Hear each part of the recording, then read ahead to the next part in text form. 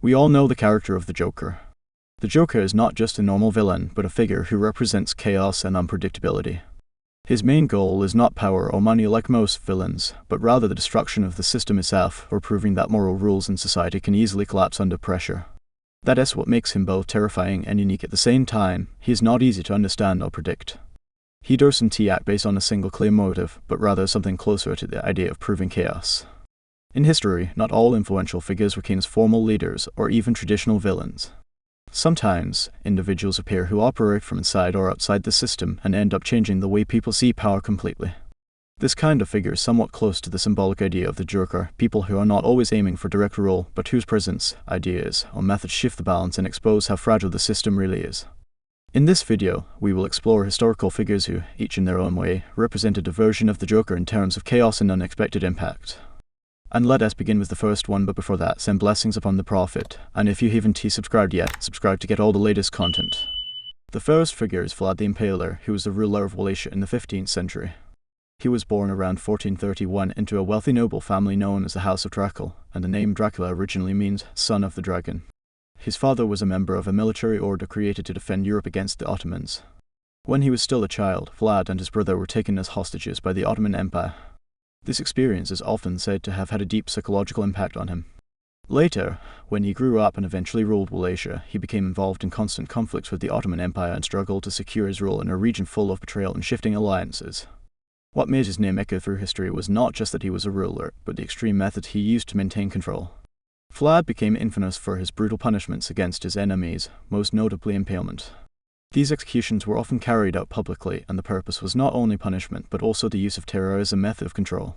Historical accounts describe how, during certain campaigns, entire fields were filled with the bodies of those punished in this way, to the point that invading armies were reportedly shot and demoralized before even engaging in battle. This helped build his reputation across Europe as both a terrifying and almost legendary figure. However, historians also note that many of the numbers reported about his cruelty were heavily exaggerated, largely due to political propaganda from his enemies at the time. So part of his brutal image was shaped not only by actions, but also by deliberate distortion. In the end, Vlad was killed around 1476 during a battle, although the exact location of his body and burial remains uncertain in historical records. The second figure is Guy Fawkes, and interestingly, his face later became the symbol used by Anonymous. Guy Fawkes was one of the most well-known figures involved in one of the most famous attempts to overthrow an entire political system in English history. He was born in 1570 in York, England, and initially served as a soldier in the Spanish army, where he fought in wars against Protestant forces in Europe. Over time, because of his Catholic background, he became increasingly driven into conflict with the ruling authority, especially under King James I, who imposed strict restrictions on Catholics. What made Guy Fawkes historically infamous was the Gunpowder Plot of 1605, a plan carried out by a group who aimed to carry out an unprecedented attack by blowing up the entire English Parliament during the opening session attended by the king and his top officials. The plan itself was simple in concept, but catastrophic in potential impact. Guy Fawkes was responsible for storing around 36 barrels of gunpowder beneath the Parliament building, and he was supposed to ignite the fuse at the exact moment of the official opening, eliminating the king and the entire ruling elite in a single strike. However, the plot was discovered at the last moment, and he was arrested before it could be carried out.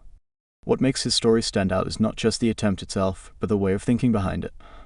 He was not trying to take power or replace the system, he was trying to erase it entirely in a single shockwave, a total break from the very foundation of the state. After his arrest, he was tortured to reveal the names of his accomplices, then tried and executed in 1606 in a particularly brutal manner that was common at the time. The Guy Fawkes name did not end there, it actually became the beginning of something else. Over time, his image was reinterpreted, and his face eventually turned into a global symbol of rebellion. Today, the Guy Fawkes mask, popularized through Anonymous and modern protest movements, has become an icon of resistance, chaos, and the rejection of established systems. The third figure is Grigori Rasputin. Rasputin was a simple peasant from Siberia in Russia, born in 1869, but later he became one of the most mysterious and controversial figures in the history of the Russian Empire. He lived a very modest life in the beginning, but over time he started to appear as a wandering monk and a man who claimed to have spiritual and healing abilities. His travels across Russia gave him a reputation as a strange and enigmatic figure. The major turning point in his life came when he reached the imperial court. There everything changed. He managed to help the son of Tsar Nicholas Roman II, who was suffering from a severe blood disorder. From that moment on, Empress Alexandra began to trust him deeply, and this marked the beginning of his real influence. Rasputin was no longer just an ordinary man near the palace, he began to have a direct influence on state affairs itself. Some people saw him as a holy man, while others viewed him as a dangerous figure threatening the stability of the empire from within. Over time, his influence grew to the point where he was involved in political appointments and internal decisions of the state. This made the ruling elite see him as a serious threat to Russia's stability, especially during a time when the empire was already weakened by World War I.